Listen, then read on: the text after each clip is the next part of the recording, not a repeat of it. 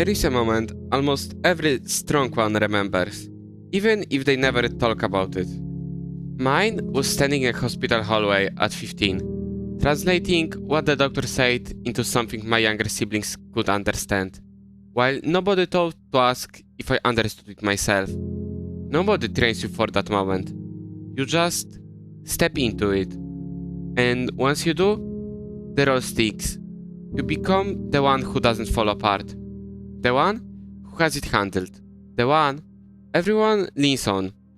And it feels almost normal. Because by the time you are old enough to notice you are doing it, you have already been doing it for years. This video isn't about feeling sorry for yourself, if that's you.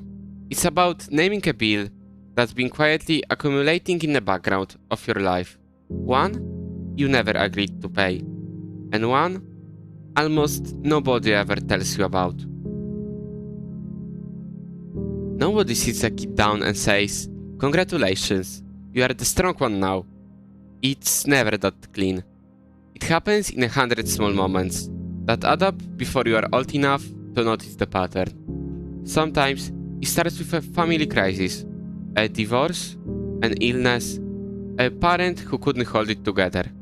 And you are simply the kid who was paying attention when nobody else was.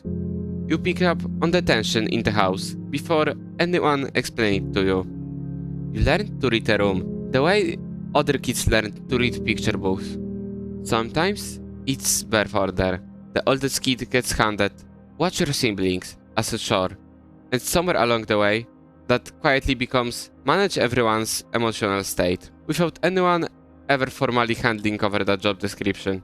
Sometimes it's just temperament. Some kids are wired to absorb stress rather than express it, and parents, even loving, well-meaning parents, often gravitate toward the child who doesn't add to the chaos.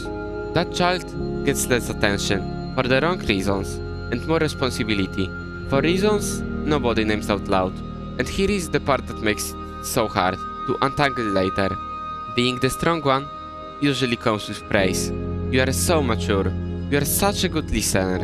I don't know what I would do without you. Every one of those comments feel like love. And it is in its way, but it's also a reinforcement. Is the world teaching you, one compliment at a time, that your value comes from what you can carry, not from who you are underneath it. By the time you're an adult, this isn't a role you're playing anymore. It's not even a decision. It's just who you think you are. This is the part nobody warns you about, because from the outside, being the strong one looks like an advantage. You are capable, reliable, people trust you. What could be the downside of that? Here is the downside. First, you lose the ability to ask for help, even when you desperately need it. Not because you don't need support, because the part of you that would normally ask for it never got developed. Every time you needed something as a kid, you learned quietly that asking added weight to people who already looked overwhelmed. So you stopped asking. You solved it yourself, quietly, and got praised for being so independent, which is really just a nice reward for alone. That pattern doesn't disappear once you turn 18. It just gets more sophisticated. It looks like saying "I'm fine" on autopilot. It looks like turning down help even when it's offered because accepting it feels unfamiliar, almost unsafe.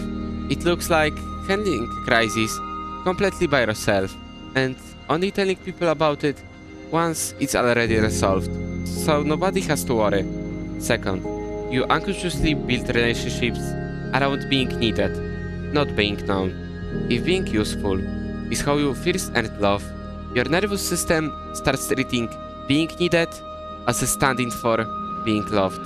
So you find yourself drawn to people who need fixing, saving, managing, not because you consciously want a project, but because that dynamic feels like home. It's familiar. It's what love has always looked like to you.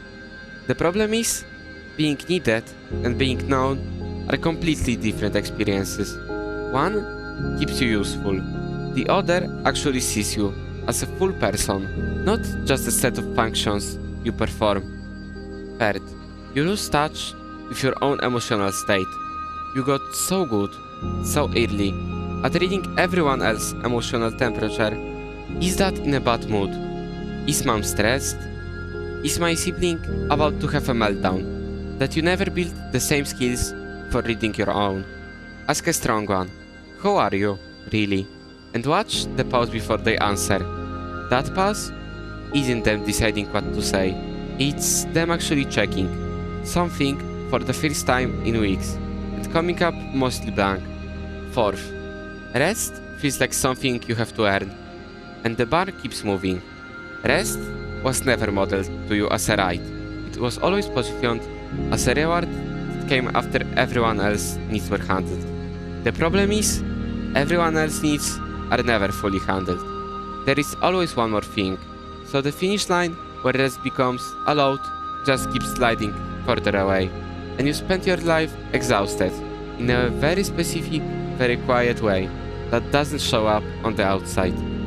Fifth, you develop a deep discomfort with being seen as anything other than capable.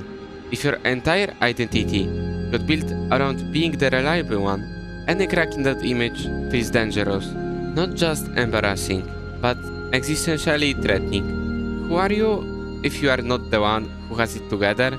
You genuinely don't know, because you have never had the chance to find out. Here is the cruelest mechanic in all of this. The people who struggle loudly get attention. Their pain is visible, so it gets responded to.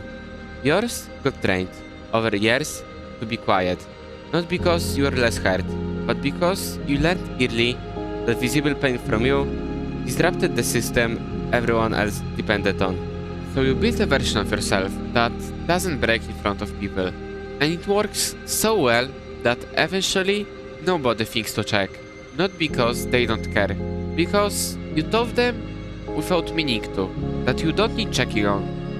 And then, when you do struggle, because you're human, and everyone eventually does, the response you get is almost worse than no response at all. But you're always so put together. You have got this, you always figure it out. Said with love, meant as encouragement, and landing instead as confirmation of the exact thing you feared, that your pain is only acceptable when nobody can actually see it. This is why so many strong ones don't reach out even when they are falling apart internally. It's not that they don't want support, it's that some part of them genuinely believes support isn't available to someone in their position. The role doesn't come with a version where you are allowed to be the one who needs catching. Something usually has to break this pattern, because it rarely unwinds on its own. For some people, it's burnout, a full stop, where the body simply refuses to keep performing capability anymore. For others, it's a relationship ending, because the imbalance finally becomes unsustainable, because being needed constantly isn't the same thing as being loved, and eventually that gap becomes impossible to ignore. For others, it's smaller, a moment where someone finally asks, "But how are you doing?"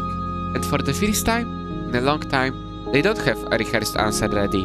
Whether the trigger, the realization tends to be the same, that being strong for everyone else was never actually a personality trait. It was a strategy that made sense in a specific set of circumstances. Usually, circumstances you didn't choose, at an age when you had no other options, and strategies that once kept you safe can quietly turn into cages once the original circumstances are gone. This isn't about flipping to the opposite extreme and becoming helpless. It's about a handful of specific, small shifts that retain the pattern over time. Practice asking for small things, not "please fix my life", just low-stake requests. "Can you help me carry this?" "Actually, I don't know. What do you think?" Let the muscle relearn in low-risk situations that asking doesn't end in a disappointment or burden. Build a pause before the autopilot answers. Next time someone asks how you are doing, Resist the reflex. I'm fine. For 1 extra second. Actually check. You don't have to report the answer to anyone. Just start noticing it yourself. Let a few people see you struggle in small, controlled doses.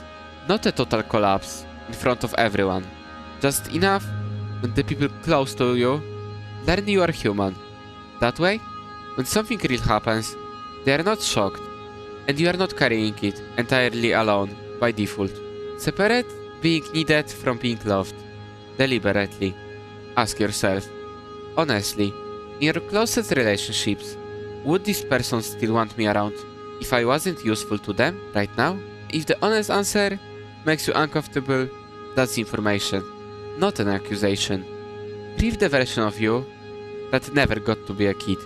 This one is uncomfortable, but it matters. Somewhere in this pattern is a younger version of you who had to grow up faster than they should have. That version deserves acknowledgement, not just efficient management, like everything else you handle. Being the strong one was never really the compliment it was dressed up as. It was a job assigned before you were old enough to say no to it, and you have been quietly paying its dues ever since, often without anyone else even knowing there was a bill. You are allowed to respect the kid who took that job on to keep things together, while also deciding as an adult that you don't owe anyone a lifetime subscription to that role. You are allowed to put some of it down, not all at once, just enough, slowly,